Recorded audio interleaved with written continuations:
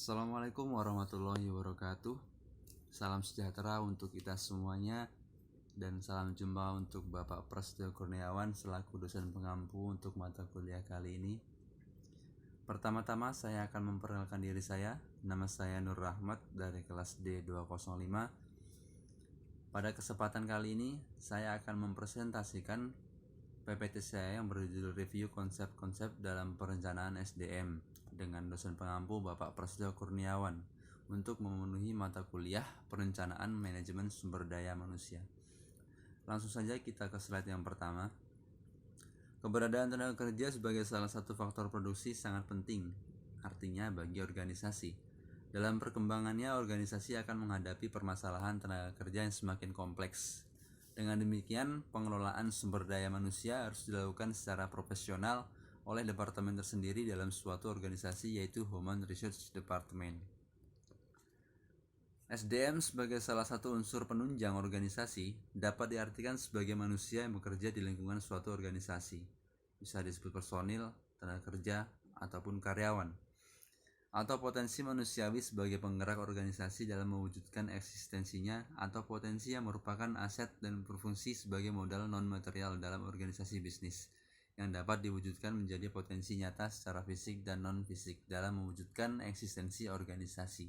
Nawawi 2000. Terlampir bagian dari review konsep-konsep dalam perencanaan SDM. Ini adalah manfaat dari perencanaan pegawai atau SDM. Yang pertama, meningkatnya daya guna pegawai, kaderisasi, kepastian kedudukan dan masa depan pegawai, pengendalian jenis dan jumlah pegawai, serta anggaran belanja pegawai. Pengertian perencanaan SDM. Perencanaan SDM adalah proses pengambil keputusan yang diartikan sebagai rangkaian kegiatan memilih alternatif untuk dilaksanakan dalam rangka mencapai satu atau beberapa tujuan. Melalui perencanaan SDM, perusahaan dapat mengoptimalkan SDM yang ada sebaik mungkin, sehingga efisiensi, efektivitas, serta produktivitas perusahaan dapat ditingkatkan. Dengan demikian, melalui perencanaan yang baik dirasa penting bagi efektivitas manajemen dan pada perusahaan. Melalui perencanaan SDM dapat dirancang kebutuhan tenaga kerja di masa depan, baik dalam jumlah kualifikasinya untuk mengisi berbagai jabatan maupun memperoleh tenaga kerja yang sesuai dengan kebutuhan. Faktor-faktor yang mempengaruhi perencanaan sumber daya manusia. Pertama, lingkungan eksternal. Didapat dari perubahan-perubahan lingkungan sulit diprediksi dalam jangka pendek dan dalam jangka panjang. Kemudian keputusan-keputusan organisasional, faktor-faktor persediaan karyawan, proses dalam perencanaan SDM, syarat-syarat perencanaan SDM, proses perencanaan SDM, serta pengevaluasian rencana SDM. Kemudian ada dua metode dalam perencanaan sumber daya manusia. Yang pertama, kualitatif dan kuantitatif dalam perencanaan SDM. Metode kualitatif merupakan proses memprediksi permintaan SDM di masa mendatang dengan menggunakan pengalaman, keyakinan, intuisi, keahlian, mengestimasi jumlah dan kualifikasi SDM tanpa menggunakan data kuantitatif. Dan data kuantitatif artinya tidak dianalisis dengan menggunakan perhitungan statistik. Syarat-syarat perencanaan SDM. Yang pertama, harus mengetahui secara jelas masalah yang akan direncanakan. Kemudian harus mampu mengumpulkan dan menganalisis informasi tentang SDM. Yang ketiga, harus mempunyai pengalaman luas tentang job analysis, organisasi, dan situasi persediaan SDM. Kemudian harus mampu membaca situasi SDM masa kini dan masa mendatang. Kemudian mampu memperkirakan peningkatan SDM dan teknologi masa depan, serta mengetahui secara luas peraturan dan kebijaksanaan perburuan pemerintah. Dalam perencanaan SDM terdapat kendala-kendala. Yang pertama, dari standar kemampuan SDM, kemudian dari SDM itu sendiri, dari situasi SDM, kebijaksanaan perburuan pemerintah, peraturan pemerintah, dan kebijaksanaan perburuan pemerintah seperti kompensasi, jenis kelamin, WNA, dan kendala lain dalam PSDM. Terlampir bagian ruang lingkup perencanaan SDM. Ya, ada proses perencanaan sumber daya manusia, di situ ada strategic management decisions. Nah, itu ada hubungannya ya, untuk analisa kesenjangan dan dibagi menjadi dua, kesenjangan kualitas dan kuantitas.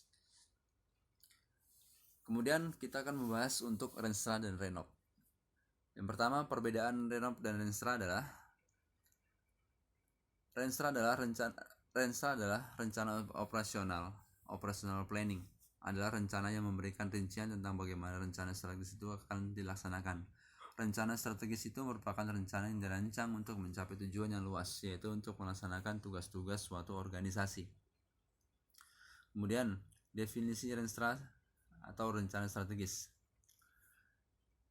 adalah dokumen perencanaan yang berorientasi pada hasil yang ingin dicapai, yang di dalamnya dijelaskan mengenai strategi atau arahan sebagai dasar dalam mengambil keputusan organisasi. Di lingkungan suatu kerja perangkat daerah atau SKPD, Renstra disusun untuk kurun waktu jangka 1-5 tahun.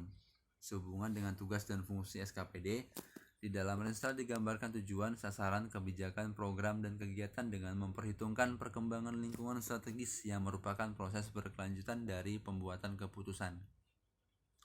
Kemudian, adapun tujuannya adalah sebagai acuan dalam mengoperasionalkan rencana kegiatan pembangunan sesuai dengan tugas pokok dan fungsinya.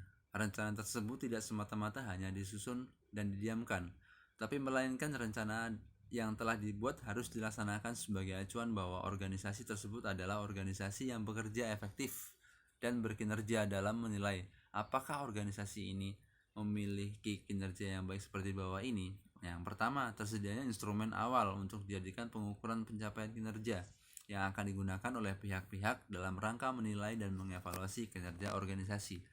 Kemudian menjamin tersedianya rencana program berbasis kinerja yang berorientasi pada pelayanan umum secara terukur.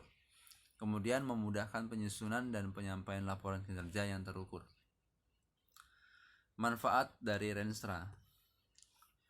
Pertama, memberikan kerangka dasar bagi perencanaan lainnya sebagai upaya peningkatan kualitas pelayanan bagi aparatur dan peningkatan kualitas manajemen sumber daya manusia. Yang kedua, Renstra digunakan sebagai titik permulaan bagi penilaian kegiatan manajer dan organisasi. Yang ketiga, Renstra membantu suatu organisasi untuk berpikir secara strategis dan mengembangkan strategi yang efektif. Yang keempat, memperjelas arah masa depan organisasi. Dan yang kelima, menciptakan prioritas. Kesimpulannya dari Renstra, jadi dapat disimpulkan bahwa Renstra bagi suatu organisasi sangat krusial, karena tanpa strategi dalam mengelola organisasi, seorang pemimpin seolah-olah melangkah dalam ketidakpastian. Renstra merupakan faktor internal yang penting untuk dipertimbangkan dalam perencanaan dan pengambilan keputusan, karena menentukan kekomprehensifan, kekoherenan, dan keseimbangan rencana jangka panjang dan rencana jangka pendek yang dihasilkan oleh organisasi. Manajemen dengan segala keahliannya dituntut untuk menyusun strategi yang cocok untuk organisasi yang dipimpinnya. Kemudian, rancangan operasional atau RENOP. Perencanaan operasional adalah perencanaan yang memusatkan perhatiannya pada operasi sekarang dalam artian jangka pendek dan terutama berkenaan dengan tujuan mencapai efisiensi. Perencanaan operasional merupakan kebutuhan apa saja yang harus dilakukan untuk mengimplementasikan perencanaan strategi untuk mencapai tujuan strategi tersebut. Lingkup perencanaan ini lebih sempit dibandingkan dengan perencanaan strategi. Kemudian bentuk dari RENOP itu sendiri, yang pertama, rencana sekali pakai. Nah, kemudian yang kedua, rencana tetap. Di rencana tetap, kegiatan ini memiliki bentuk sebagai berikut. Satu, rangkaian sasaran yang lebih spesifik dengan jangka waktu yang lebih pendek, serta rangkaian kegiatan yang saling terkait akibat dipilihnya suatu alternatif intervensi.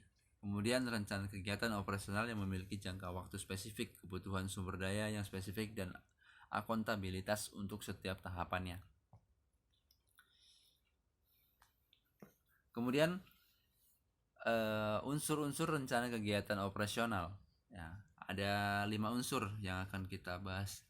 Yang pertama, tahapan atau rencana kegiatan spesifik yang harus dilakukan. Kemudian adanya orang yang bertanggung jawab agar setiap tahap atau tindakan dapat diselesaikan dengan baik. Jadwal untuk menjalankan setiap tahapan atau tindakan. Sumber daya yang perlu dialokasikan agar tahapan dan tindakan tersebut dapat diselesaikan dengan baik. Yang terakhir, adanya mekanisme umpan balik untuk membantu setiap tahapan atau tindakan. Kemudian komponen-komponen penyusun Renov. Yang satu, latar belakang dan rasional, alasan atau argumentasi yang mendasari kegiatan yang diusulkan. Kemudian ada sasaran, indikator kinerja, rancangan kegiatan, sumber daya, dan dana yang dibutuhkan. Jenis kualifikasi sumber daya manusia, sasaran, sarana prasarana, dan informasi yang dibutuhkan dalam implementasi kegiatan. Kemudian jumlah dan sumber dana yang dibutuhkan untuk pengadaan, peningkatan kualitas, pemeliharaan, dan pengoperasian sumber daya yang dibutuhkan. Yang keenam, ada jadwal kegiatan, dan yang terakhir penanggung jawab kegiatan. Kemudian sasaran. Rumusan sasaran yang baik harus memenuhi kriteria sebagai berikut. Yang pertama, sasaran harus sesuai dengan peraturan perundang-undangan yang berlaku serta sejalan dengan kebijakan pemerintah pusat, provinsi maupun kabupaten kota.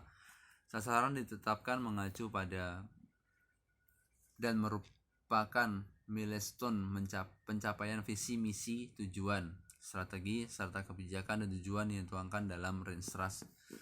Kemudian sasaran harus dapat dijabarkan ke dalam sejumlah indikator kinerja. Sasaran harus mengacu pada masalah-masalah yang teridentifikasi dalam telaah diri dan merupakan upaya untuk dikembangkan untuk menjawab isu-isu strategik.